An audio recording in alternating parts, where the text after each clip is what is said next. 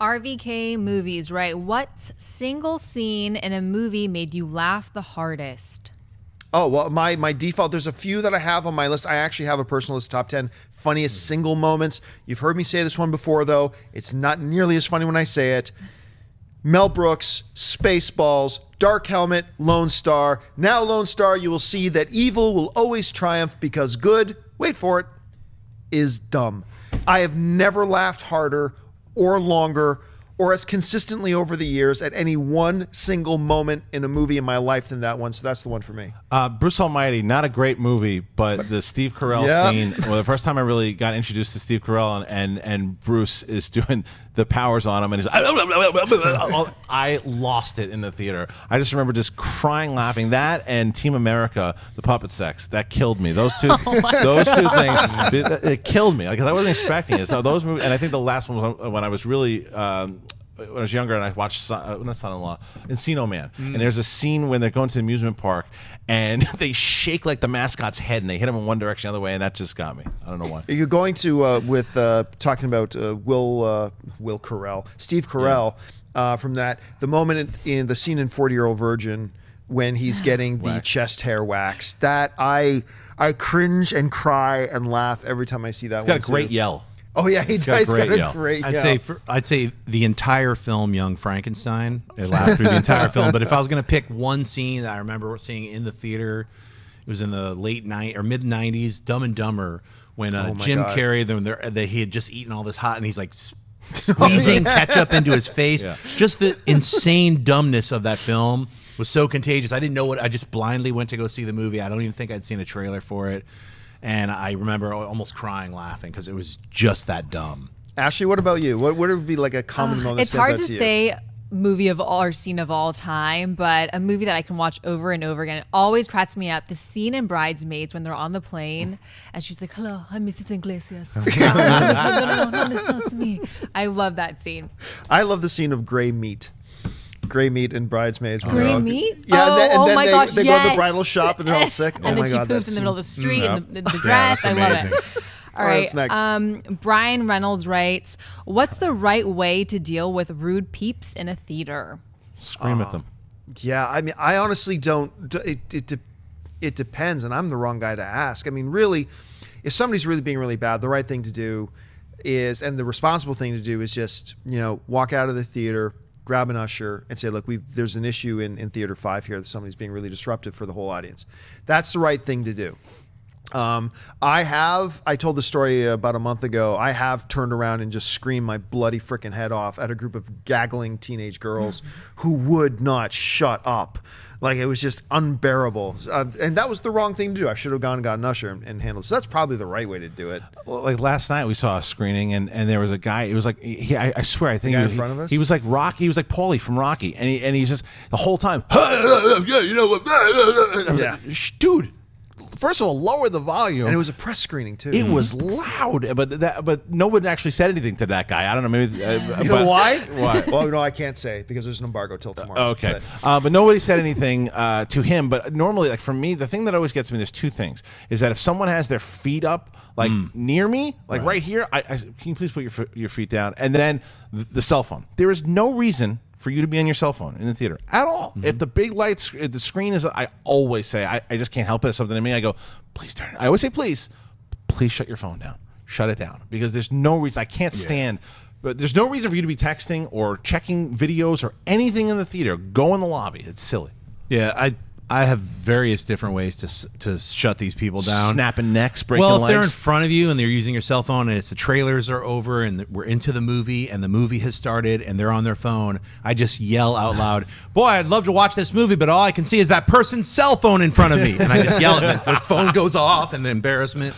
Or if there's people talking, I will, at the first time, like the movie started, I'll say, "Hey, what's up? Can you?" And I'll say it in a full, loud voice because everyone in the entire theater is also irritated with these people talking. And if no one's going to say anything, I'm going to say something. I was like, "Would you please not talk?" And then if they start up again, I get out of my seat, I walk right up to him. I don't care if it's a group of people or if it's just one person. I'm saying, I'm sorry, I don't know if you understand that you're not supposed to talk during the film and you're ruining my experience. We're not in your living room. Yeah, I say exactly that. I say, you're not in your living room. I'd like you to stop talking right now. Yeah, and I have no problem, like in a theater, if somebody makes a real concerted effort, like they want to mention something or ask a question, and they really try to be quiet about it, and they lean over. That doesn't bother me, but it's the giggling and talking and laughing. It's that's what I'm talking about. It's having no regard that there are other people besides you and the people you're with. And I love reactions to film. Like I always tell this story. My favorite story was the one when I saw Rise of the Planet of the Apes. Saw it for a second time, and it's that scene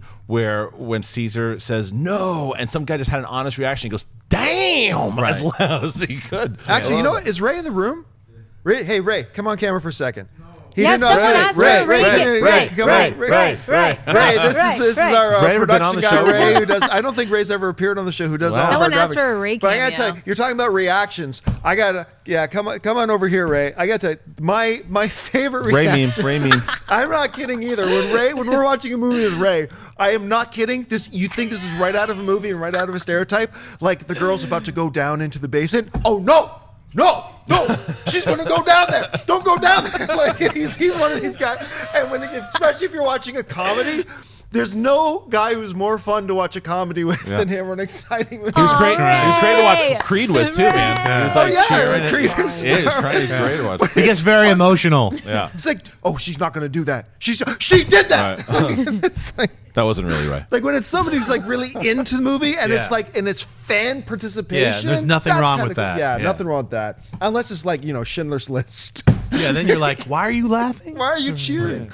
Stop it. Okay, what's next? Robbie Diaz writes, why is it harder to please fans with B versus S than any other superhero movies?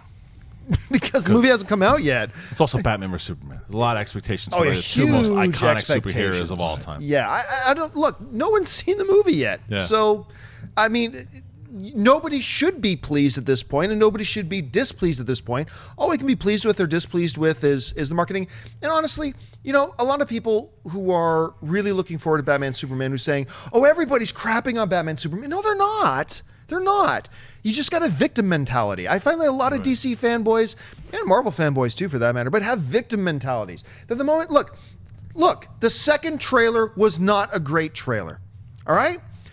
Saying that the second trailer is not a great trailer does not mean we are shitting on the movie. It just means we're calling it what we saw. Right. Second, doesn't change the fact that the first trailer is one of the greatest trailers I've ever seen. Doesn't change the fact that the new 30-second spot they put out with the NFL this week was awesome. But you just call it like it, see it.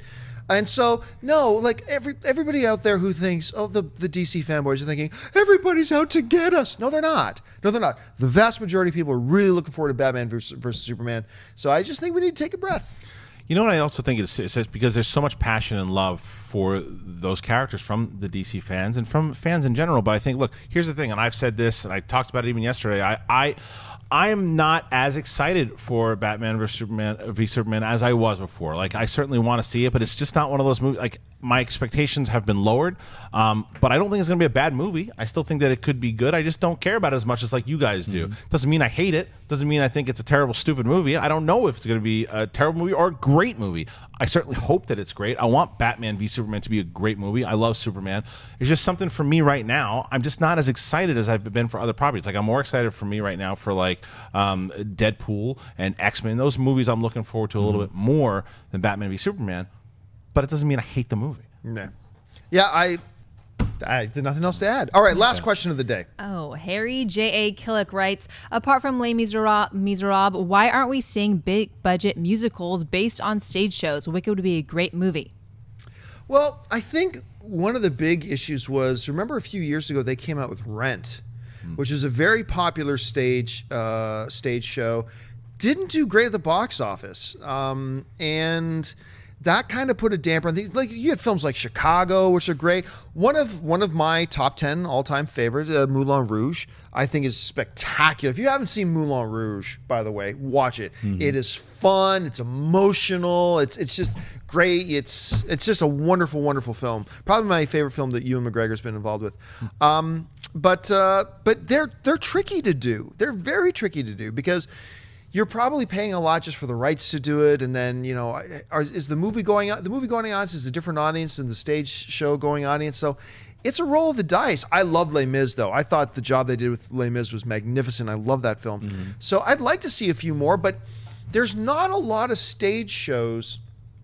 Unlike Les Mis is one of the rare shows in Chicago that are stage shows, but that the whole culture knows about. There's not a lot of those. Like if you go down to Broadway right now, probably most people, unless they're doing a revision of Cats, probably most people don't know or haven't recognized the title of any of those things down there. So you got to balance it out. How would you handle that, Sinead? I would say, Book of Mormon is easily something that Yeah, I went that's and one. saw Yeah. that play. It's musical. It's hilarious. That would translate perfectly as a theatrical movie musical. You have Wicked. I know that's been in production for a long time. Plus, it's something that people know about. It's Wizard of Oz, but with a flip on it.